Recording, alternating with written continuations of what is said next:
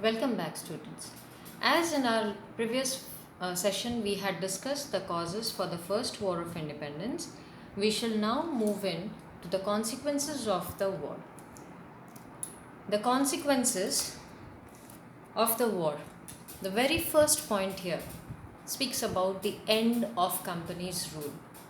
Not only the first point, in fact, you can see here it was also end of Mughals and the Peshwas, and there was a very important proclamation, that was Queen Victoria's proclamation.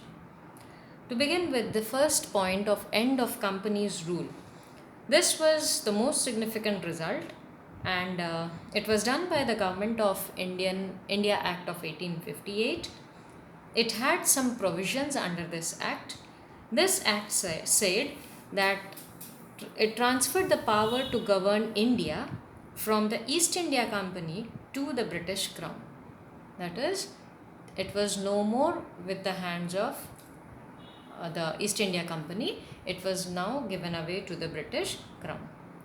The authority over India was earlier in the hands of the directors of the company and the board of control, but now the power was to be exercised by the Secretary of State for India, which was aided by a council. Okay, then we have Queen Victoria's proclamation. Proclamation is nothing but announcement. The Queen's proclamation, that is incorporating the transfer of governance from the East India Company to the British Crown, was made public in 1858 by Lord Canning at Allahabad.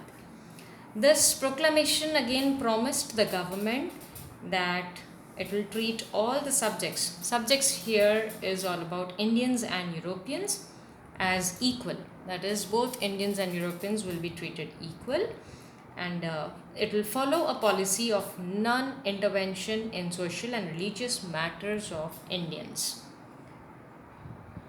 It will also promote works of public utility in India and will ensure the material as well as the moral progress of the people.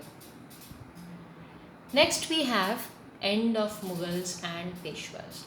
As we had earlier seen in the causes, under one particular cause we had discussed about a point, that was disrespect shown to Bahadur Shah, the last Mughal ruler.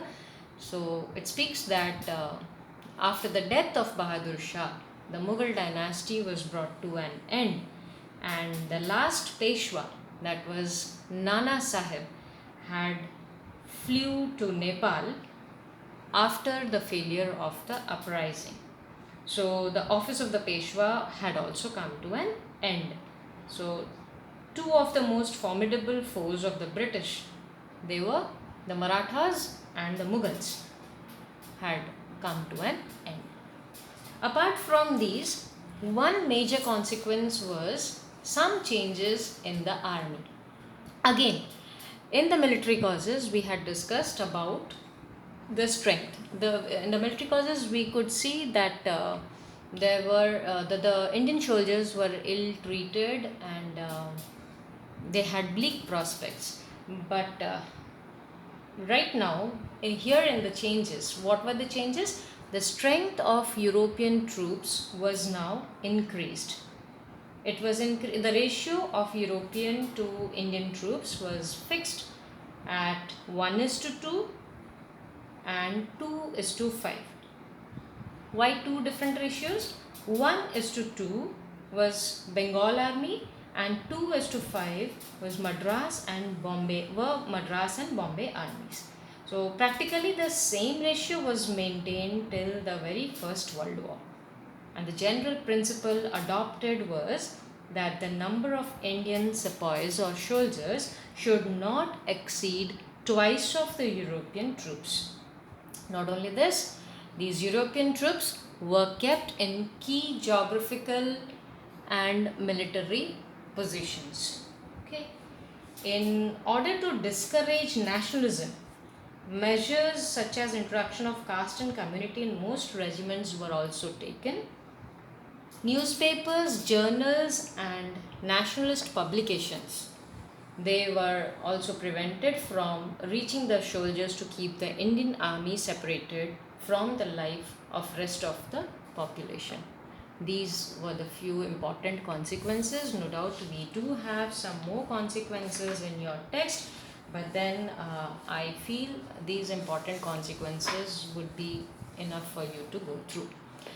Now, as we have covered the first chapter according to ICSE syllabus, that is the causes and the consequences of the war, here I come with a short assignment for you. Here in the assignment, you do have a few textual questions as well as some extra questions. The questions are followed by the answers.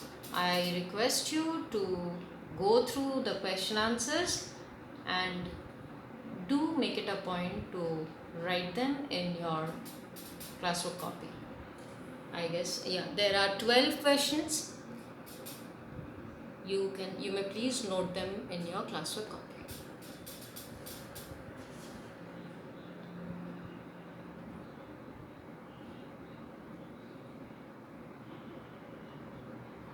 I hope it's clear. If not, you can screenshot to it. And next we'll see you for the next chapter. Thank you.